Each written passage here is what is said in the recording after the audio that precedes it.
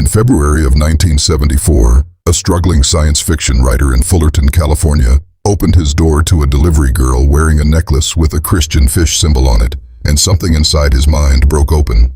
Philip K. Dick would spend the rest of his life and the rest of his sanity trying to explain what happened next. He called it 2374, shorthand for February and March of that year, and by the time it was over, he believed he had glimpsed something underneath the surface of the world most of us never see. Today, we're looking at Dick's ideas about reality, alongside a very different but strangely complementary set of ideas from psychologist Daryl Bem, and a few other thinkers who've spent their careers arguing that the single solid reality you think you're standing in might not be quite so single after all. Let's start with Dick, because his story is the strangest and the most personal. According to his own later writings, that pink beam of light he described seeing didn't just startle him. It downloaded information directly into his mind, more information than he felt a human being should be able to hold. In the weeks that followed, he became convinced that ancient Rome had never actually ended. He believed the modern world was a kind of disguise, a costume draped over a deeper, older reality, where the first century still, in some sense, continued. He called this hidden system, running underneath everything, the black iron prison, a phrase for the sense that we're all living inside a counterfeit world built to keep us from noticing the real one. Dick spent the next 8 years of his life, right up until his death in 1982, trying to make sense of this experience in a sprawling set of private journals that were eventually published after he died as the exegesis, running to thousands of pages. He circled the same questions over and over without ever landing on a single answer. Was it a religious experience? A seizure? Contact with an alien intelligence? He entertained all of them, sometimes within the same page. What he kept coming back to was the idea of an intelligence he named VALIS, an acronym standing for Vast Active Living Intelligence System, which he described as something like a cosmic conscious operating system, quietly running the universe the way software runs a machine.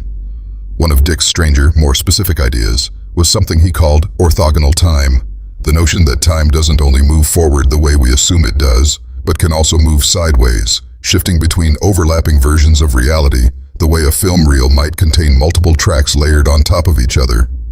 He used the image of a painting hanging on a wall, where unseen hands quietly alter small details over time. A figure added here, a tree removed there, while the viewer only ever notices that something feels different without being able to say exactly what changed. That unsettled, half-remembered feeling, he argued, is what déjà vu actually is. A flicker of awareness that reality has been subtly edited, and that we've briefly caught it in the act. It's worth being honest about where these ideas actually came from. Dick was open, in his own writing, about the possibility that what he experienced was a form of temporal lobe seizure, and biographers who've studied his life closely have pointed to that as a plausible medical explanation alongside the mystical one. He was also dealing with significant amphetamine use for much of his career and periods of documented psychological strain. None of that erases what he wrote, but it's part of the honest picture. Dick himself never resolved whether he'd witnessed a genuine glimpse behind reality's curtain, or generated an extraordinarily vivid symptom of a struggling mind. What makes him worth talking about decades later isn't that he proved anything. It's that novels he wrote years before 2374 ever happened, Ubik, The Man in the High Castle, The Three Stigmata of Palmer Eldritch, were already circling these exact themes. Realities that dissolve without warning, worlds that turn out to be simulations, characters who can't trust that the version of events they're living in is the real one. Whatever happened to him in 1974, it looks less like the beginning of these ideas and more like the moment his own fiction reached out and grabbed him first. Now let's pivot to someone working in a completely different world, a Cornell psychology laboratory rather than a paranoid science fiction writer's apartment. Daryl Bem spent most of his career as a mainstream, well-respected social psychologist, known for developing self-perception theory, a foundational idea about how people figure out their own attitudes by observing their own behavior. Nothing fringe about that. But in 2011, Bem published a study that detonated a controversy still being argued about today. The paper, titled Feeling the Future, presented experimental evidence that Bem argued showed something impossible under a conventional understanding of time, that people could unconsciously sense or respond to events that hadn't happened yet. In his experiments, subjects performed slightly better on certain memory and preference tasks when the future stimulus relevant to that task hadn't been shown to them until after they'd already responded. Bem didn't frame this as time travel, and he didn't build a philosophy around alternate universes the way taking seriously through standard scientific methods, published through standard peer review, using standard statistics. That's actually what made it so controversial. If a fringe outlet had published it, most scientists would have shrugged, because it came from a respected researcher through a respected journal using methods indistinguishable from normal psychology research. It forced the field to reckon with an uncomfortable question. If this method is good enough to prove ordinary things about human behavior, why doesn't it count when it produces an extraordinary result? Multiple labs attempted to replicate Bem's findings in the years that followed, and most failed to reproduce his results, which is generally taken as strong evidence against the original claim. Bem's work is now widely considered a landmark case study in scientific replication failure, but its lasting legacy isn't really about precognition at all.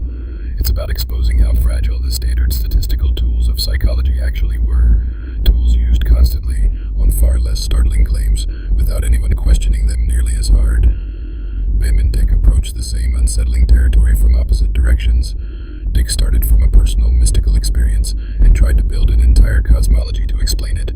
Bem started from rigorous experimental method and stumbled into a result that, if true, would have required rewriting our basic assumptions about cause and effect. Neither one gives us proof of anything. What they give us together is a kind of pincer movement on the same question from two completely different disciplines.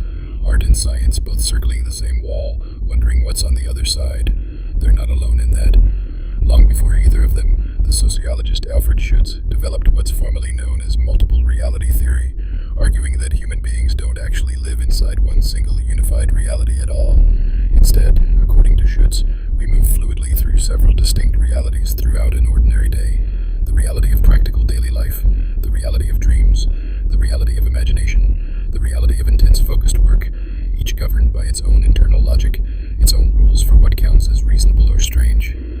Under that view, the moment you get fully absorbed in a daydream or a story, you haven't just distracted yourself. You've briefly stepped into a different reality with different rules, then stepped back out again into the ordinary one, so smoothly you never notice the crossing. And then there's a version of this idea that comes from the hardest of hard sciences, rather than psychology or sociology. In 1957, physicist Hugh Everett III proposed what's now called the many-worlds interpretation of quantum mechanics, arguing that every time a quantum event has more than one possible outcome, reality doesn't collapse into just one of them. It splits, with every possible outcome actually happening, each in its own separate, equally real branch of the universe. It's a serious, still debated position within physics, not a fringe idea, though plenty of physicists disagree with it. Under Everett's framework, there isn't one timeline you're living in. There are, in principle, countless versions of you in countless branching universes, each one experiencing a slightly different unfolding of events, none of them more real than any other. Line these four up next to each other. A visionary novelist convinced he'd glimpsed a hidden layer beneath history. A rigorous psychologist whose careful experiments seemed to bend time backward before failing to replicate. A sociologist who argued we're already crossing between separate realities dozens of times a day without noticing. And a physicist whose math suggests the universe is constantly splitting into uncountable parallel branches. And a strange pattern starts to emerge. None of them agree on the mechanism. None of them would have necessarily endorsed each other's work. But all four, from wildly different starting points, arrived at some version of the same unsettling suspicion that the single, solid, linear reality most of us take completely for granted might just be the story our minds are most comfortable telling themselves. Whether that's a comforting thought or a deeply unsettling one probably depends on which version of reality you happen to be standing in when